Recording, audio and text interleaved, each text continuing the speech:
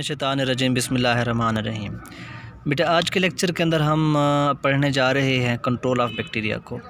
Last time हमने पढ़ा था nutrition and reproduction and growth को, बेटा रिस्पायरेशन को भी हमने डिस्कस कर लिया था। कंट्रोल ऑफ बैक्टीरिया, आपको पता है बेटा कि हमारे होम्स के अंदर, इंडस्ट्रीज़ के अंदर, मेडिकल लैब्स के अंदर, मेडिकल फील्ड्स के अंदर बैक्टीरिया लाजमी मौजूद होते हैं। बैक्टीरिया हर जगह मौजूद होते हैं। अगर इनको प्रिवेंट ना किया जाए तो ये क्या करते हैं, हमारी खुराक को ख़राब कर देते हैं, हमारी इंडस्ट्रियल प्रोडक्ट्स को ख़राब कर देते हैं। वो इंडस्ट्रीज़ कोई सी भी हो सकती हैं। वो इंडस्ट्री हमारी फूड की इंडस्ट्री हो सकती है, वो टेक्सटाइल की इंडस्ट्री हो सकती है, वो मेडिसिनल इंडस्ट्री हो सकती है, किसी भी तरह की हमारी इंडस्ट्री वो हो सकती है। लेकिन बैक्टीरिया उसको क्या कर सकते हैं, डिस्ट्रॉय कर सकते हैं। तो ज़रूरी हो जाता है कि इसका कंट्रोल किया जाए। तो हम कह सकते हैं micro organism can be control by following methods. पहला मेथड हमारे पास फिज़िकल मेथड और दूसरा जो होगा बेटा हमारा केमिकल मेथड होगा। फिज़िकल मेथड के अंदर हम क्या पढ़ते हैं, the use of physical method to control disease is called as sterilisation. MCQ short question में आ जाए, what do you know about the sterilisation. तो स्टेरिलाइजेशन एक सिंपल सा प्रोसेस है जिसका नाम फिज़िकल मेथड को इस्तेमाल करते हैं और ताकि बैक्टीरिया को कंट्रोल किया जा सकते हैं, बैक्टीरिया की वजह से होने वाली बीमारियों को कंट्रोल किया जा सके। उसमें क्या होता है, स्टीम देते हैं हम, ड्राई और मॉइस्ट हीट दे सकते हैं हम, गैस से हम इस्तेमाल कर सकते हैं और रेडिएशन इस्तेमाल करते हैं। अगर ये चारों प्रोसेस इस्तेमाल किए जाएँ, यानी कि फ़िज़िकल मेथड को इस्तेमाल किया जाए, तो कोई भी किस्म का बैक्टीरिया बाकी नहीं बचेगा। तो हम क्या करते हैं फ़िज़िकल मेथड के अंदर, पहला है बेटा हाई टेम्परेचर। ये अक्सर इस्तेमाल किया जाता है माइक्रोबियल लैब्स के अंदर, जहाँ पर रिसर्च वर्क होता है, जहाँ पर हम कह सकते हैं स्टडी की जाती है। उसके अंदर ये इस्तेमाल होता है।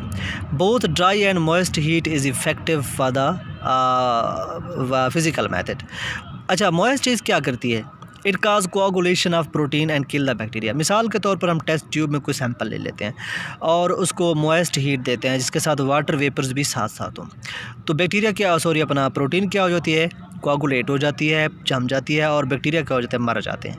फिर हमारे पास है ड्राई हीट, जहाँ पर हम क्या करते हैं, जहाँ पर हम जस्ट ये करते हैं बेटा कि oxidation of chemical compound electrochemical radiations below 300 nanometers are used with the help of gamma rays। मतलब गामा रेज भी मौजूद यूज़ की जाती हैं रेडिएशन के साथ।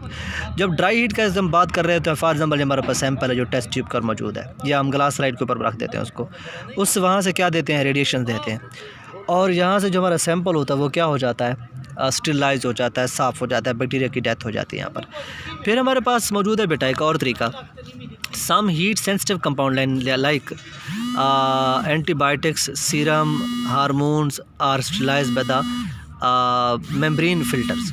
अब मेम्ब्रेन फिल्टर्स क्या होता है, मिसाल के तौर पर ये हमारे पास सैंपल है, ठीक, मिसाल के तौर पर ये हमारे पास सैंपल है सर बेटे, तो इस सैंपल को जब हम एक फ़िल्टर से गुजारते हैं, उंडेल देते हैं, उसके अंदर वाटर भी होता है, उसके अंदर बैक्टीरिया भी होते हैं। तो देखा जाए बेटा, ये हमारे पास कोकाई बैक्टीरिया है, ये बेसिलाई बैक्टीरिया और ये स्पाइरल है। तो इस फ़िल्टर से जो ही गुजरता है वाटर तो फिल्ट्रेट हो जाता है, ये फिल्ट्रेट है। अब ये स्टेरिलाइज लिक्विड है, इसके ऊपर क्या बच जाते हैं, ये बैक्टीरिया, ये उसके साथ साथ स्पाइरल बैक्टीरिया हो जाते हैं, ये सारे के सारी चीज़ें फिल्टरेबल हो जाती हैं। तो हम इसको नाम देते हैं मेम्ब्रेन फ़िल्टर्स। ये तरीका सारा कौन सा बेटा, मेम्ब्रेन फ़िल्टर का है। उसके बाद हमारे पास केमिकल मेथड। केमिकल मेथड में क्या करते हैं, हम एंटीसेप्टिक इस्तेमाल करते हैं और डिसइंफेक्टेंट इस्तेमाल करते हैं। आपके सिलेबस के अंदर जो चीज़ें बेटा हम वही पढ़ रहे हैं। तो antiseptic used in the living tissues that inhibit the growth of bacterial cell. मिसालें आते हैं सिप्रेट और आयोडीन। अगर लिविंग टिश्यूज़ के ऊपर जैसे आपको रगड़ आ जाती है, कोई कट लग जाता है, तो आप फौरी तौर पे क्या करते हैं, बैंडेज के साथ पायोडीन और सिप्रेट का इस्तेमाल करते हैं। तो दरअसल आप किस चीज़ का इस्तेमाल कर रहे हैं, एंटीसेप्टिक का इस्तेमाल कर रहे हैं। फिर हमारे पास डिसइंफेक्टेंट, वेजिटेटिव सेल्स की ग्रोथ को रोकने के लिए जो आप केमिकल इस्तेमाल करते हैं, रिड्यूसिंग या ऑक्सीडाइजिंग एजेंट इस्तेमाल करते हैं, वो हमारे पास डिसइंफेक्टेंट होते हैं। तो याद रखिए, जब बात आएगी लिविंग टिश्यूज़ की तो आप बात करेंगे एंटीसेप्टिक की, जब बात है कि वेजिटेटिव सेल्स की तो आप बात करेंगे डिसइंफेक्टेंट्स की, जिसमें अब क्या होता है बेटा, halogens, chlorine, phenols, hydrogen peroxide, potassium permanganate, alcohol और फॉर्मल्डिहाइड इस्तेमाल होते हैं। तो ये सारी चीज़ें बेटा हम कहाँ इस्तेमाल करते हैं, डिसइंफेक्टेंट के ऊपर इस्तेमाल करते हैं। तो होता क्या है, जैसे हैलोजेंस का, जैसे क्लोरीन, फ्लोरीन, ब्रोमीन, आयोडीन, ये सारे के सारे हैलोजेंस होते हैं।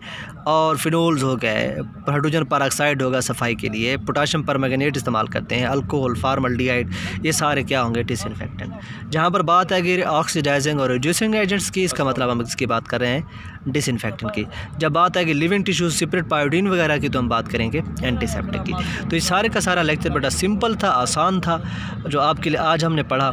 ये हमारे पास कौन सा मेथड है बेटा, मेम्ब्रेन फ़िल्टर्स होते हैं जहाँ पर बैक्टीरिया को हम साफ़ करते हैं, चीज़ स्टेरिलाइज हो जाती है।